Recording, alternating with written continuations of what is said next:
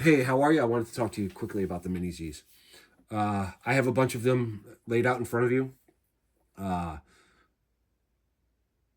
and just really quick, this is the Lamaze, which is a long wheelbase car. This is a short, narrow front with a rear motor car.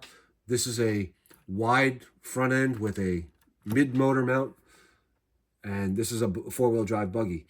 These back here are the wide fronts with the rear motor mount as well. Um, so I got to thinking, what's the reason why it's gotten so big? And I have a couple ideas, and to me, the portability behind it is probably one of the biggest reasons.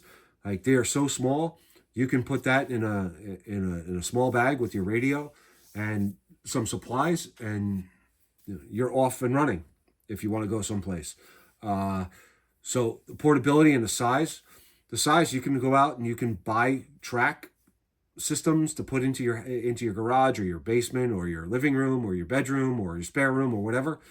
You can go up to the big box stores and you could buy some of those interlocking foam mats, and you can set up a track on your own using pool noodles or 3D printed barriers or whatever, and it's very economical.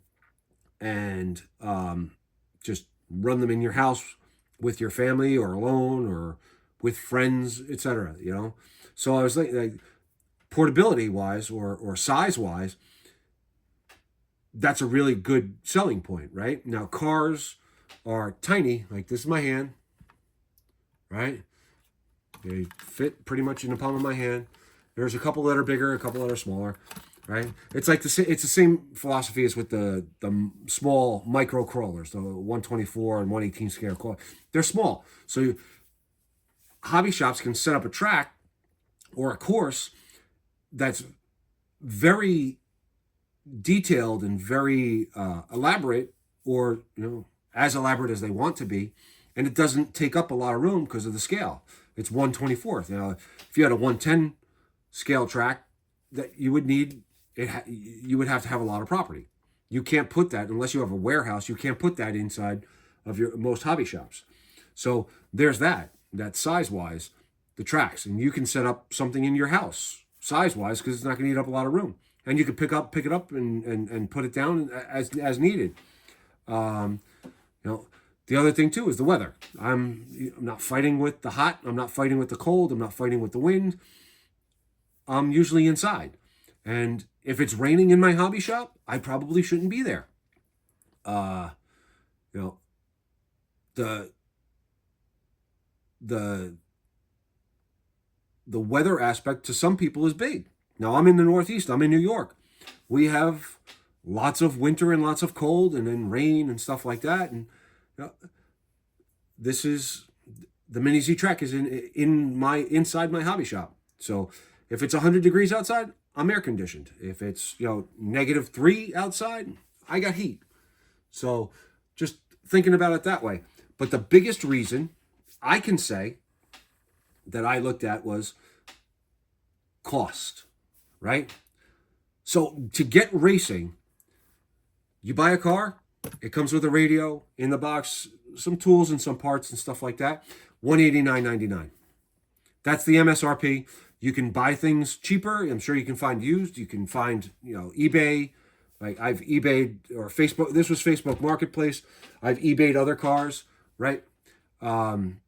So for $190, you're getting a car with a radio, right? You need AAA batteries for your radio. You need AAA batteries for the car. The car runs, I've got this here. The car runs on 4 AAA batteries. So 2 on this side, 2 on this side, right? The cars, you don't really want to use alkaline batteries in it, so you're probably going to want to buy rechargeable batteries. I bought 2 packs of 4 to start off with for the car, the rechargeable Gens Ace batteries, $9.99 for a pack of 4. So that was $2. Two boxes of that. That was like $20, right?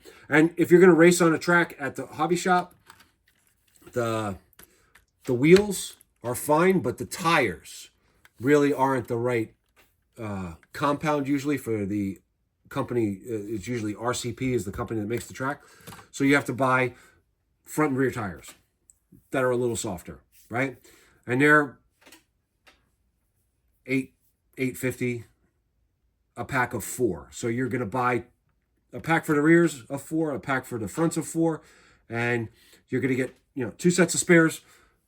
You're going to get a set of spares for a car on for that price.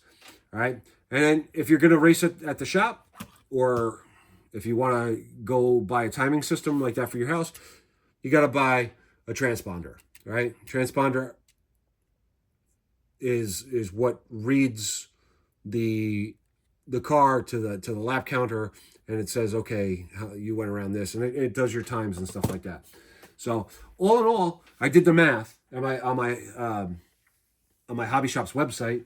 All right, so it was for the rear tires $8.49, for the front tires $7.99, for a battery charger, because you're gonna need a charger to charge the batteries, $9.99. All right, and that's the basic one. I got a slightly larger charger. All right, that was a little more expensive, but this was an option that I chose. All right, 2 packages of this, $9.99 each. The car for $189, and for the transponder $24.99. So altogether, before taxes and before New York taxes, that was $261.43. So for under $300, I got a car and I could race with all the pieces that I needed, and I got a car that I could race successfully, right? So now, but being the collector that I am, when I got these, I ran them on their track, and I realized I didn't want to run them on their track because they're so beautiful. So these have become shelf queens. These two, and anything with a body that looks like that has become a shelf queen. All right, because the compulsive collector in me, it's a disease, and I apologize. All right. So I went out and I bought kits, right? Not kit as per se, whatever that normal you would understand, you would be used to in this hobby, but this is a chassis kit, right? It comes with the chassis. It doesn't come with wheels or tires. So no wheels, no tires, no body. You just get the chassis and the radio with the box of parts and some tools for $149.99, right? So now that takes $40 off that $261, but you got to buy a body and you have to buy wheels too.